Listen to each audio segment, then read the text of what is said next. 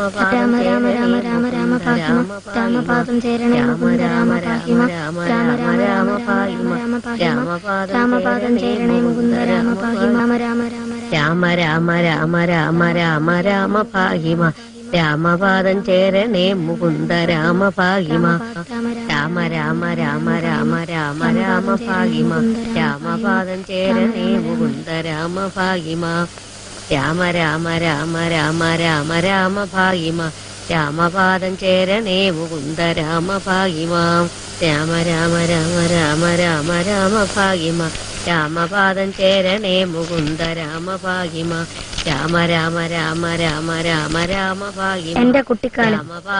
എനിക്ക് 7 വയസ്സുള്ളപ്പോഴാണ് അച്ഛൻ രാജസ്ഥാനി കോടതിയിൽ ഒരംഗമായി പ്രവർത്തിക്കാൻ തീരുമാനിച്ചത്. അങ്ങനെ ഞങ്ങൾ പോർബന്ദറിൽ നിന്ന് രാജ്കോട്ടിലേക്ക് താമസം മാറ്റി. അവിടെ ഒരു പ്രൈമറി സ്കൂളിൽ അച്ഛൻ എന്നെ ചേർത്തു. ആ ദിനങ്ങൾ ഇന്നും എന്റെ ഓർമ്മയിലുണ്ട്. അധ്യാപകരുടെ പേര് പോലും ഞാൻ മറന്നിട്ടില്ല. പഠിത്തത്തിൽ ഞാൻ അത്ര വലിയ മിടുക്കനൊന്നും ആയിരുന്നില്ല. പുതിയ സ്കൂളിൽ ചേർന്നിട്ടും എന്റെ പഠിത്തത്തിൽ കാര്യമായ പുരോഗതി ഉണ്ടായില്ല. അങ്ങനെ ഇരിക്കെ ഞാൻ സബർബൻ സ്കൂളിലേക്കും അവിടെ നിന്ന് ഹൈസ്കൂളിലേക്കും പോയി. അപ്പോഴെനിക്ക് വയസ്സ് 12 ആയിരുന്നു. ആ പ്രായത്തിലും ഞാനൊരു നാണം കുണുങ്ങിയായിരുന്നു. ആരോടും അടുത്തിടപഴകാറില്ല. പുസ്തകങ്ങളും പാഠങ്ങളും മാത്രമായിരുന്നു എന്റെ ചങ്ങാതിമാർ. ബെല്ലടിക്കുമ്പോൾ ക്ലാസ്സിലെത്തും. സ്കൂൾ വിട്ടാൽ വീട്ടിലേക്ക് ഒരോട്ടം. ഇതായിരുന്നു എന്റെ ദിനചര്യ. അന്യൊരു കഞ്ഞുടിക്കാം.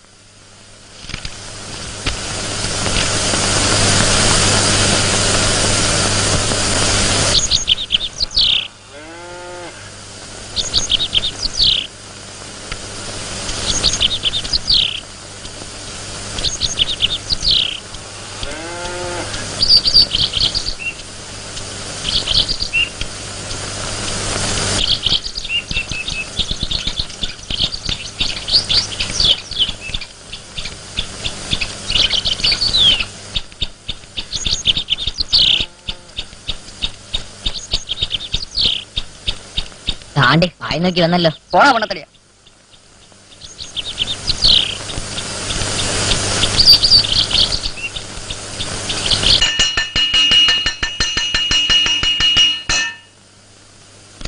നിത്യനിരതിശയ തത്വപ്രകാശമേ ന്യായ പ്രമാണത്തിൻ സാക്ഷാത്കാരമേ നിന്ദാനദമതേ ആദി കർമ്മങ്ങൾ നിത്യവും പാലിക്കാൻ അനുഗ്രഹിക്കൂ.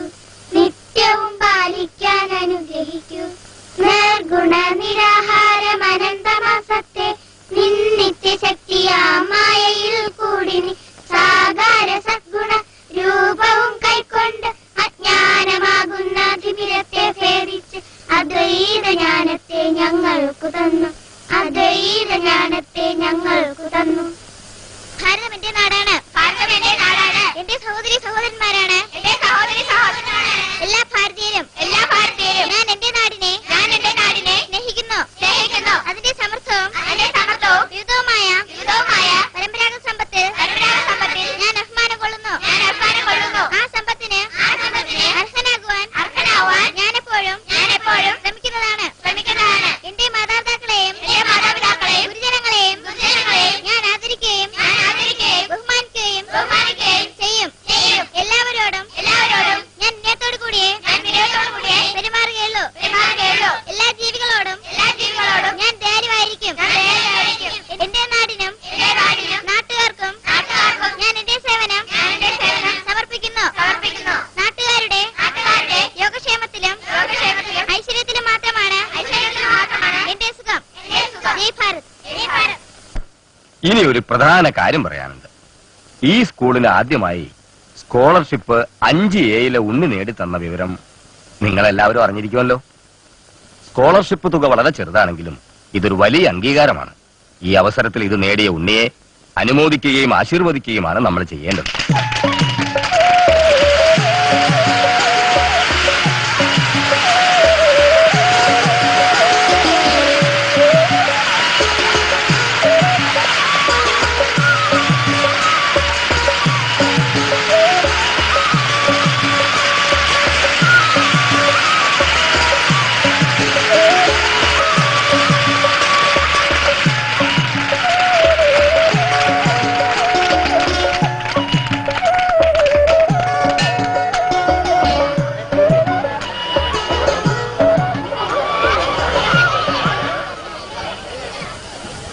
ജന്തുക്കളുടെ വലിപ്പത്തെ കുറിച്ചാണ് നാം ഇന്ന് പഠിക്കാൻ പോകുന്നത്. പല വലിപ്പത്തിലുള്ള ജന്തുക്കളുള്ളതായി നമുക്കറിയാമല്ലോ. ഏറ്റവും വലിയ ജീവിയായ നീലത്തിമിംഗലവും ഏറ്റവും ചെറിയ ജീവിയായ അമീബ പോലുള്ള ബാക്ടീരിയകളും. അപ്പോ അമീബ പോലുള്ള ബാക്ടീരിയകളെ കുറിച്ച് ഞാൻ പറഞ്ഞു അല്ലെ. കുളത്തിൽ നിന്നും കുറച്ച് വെള്ളം ഒരു പാത്രത്തിലെടുത്ത് അതിൽ നിന്നും ഒരു തുള്ളി വെള്ളം സ്ലൈഡിൽ വെച്ച്, ഒരു ചെറിയ സ്ലൈഡിൽ വെച്ച് മൈക്രോസ്കോപ്പ് വഴി നാം ഇങ്ങനെ സൂക്ഷിച്ചു നോക്കിയാൽ അതിനുള്ളിൽ ചെറിയ ജീവികൾ ഇങ്ങനെ ചലിക്കുന്നതായി കാണാൻ സാധിക്കും. അങ്ങനെ മൈക്രോസ്കോപ്പിന്റെ സഹായത്താൽ അല്ലാതെ നമുക്ക് കാണാൻ സാധിക്കുമോ? ഇല്ല. കാരണം എന്തുകൊണ്ടാണെന്ന് നിങ്ങൾക്കറിയാമോ? ഇത് വളരെ സൂക്ഷ്മ ജീവികളായതുകൊണ്ട്.